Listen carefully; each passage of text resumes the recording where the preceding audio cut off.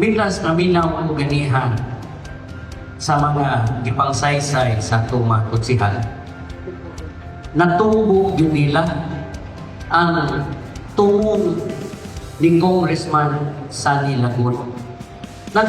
Kung tanaw na kung magkisunan, itagaan ng Congressman Sani Laguno, lion kaayong evacuation center. Because ang gusto ni Congressman Sani, hindi ko mas Congressman Sani sa iyang pananaw, preparedness is anticipating for the things to come.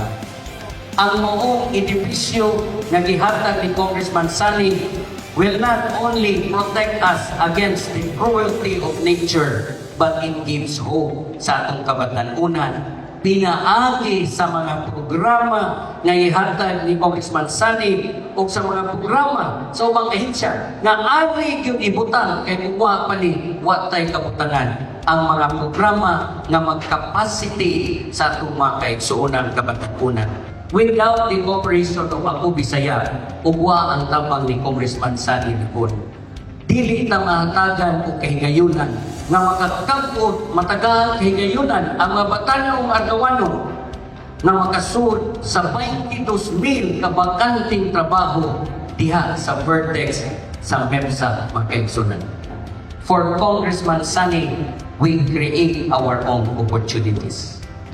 Kinahanglan tag congressman nga muvalyo sa kabatanunan, congressman nga pariha og tumong nato makaigsunan. Way lain Congressman Sani Laguno makaigsunan.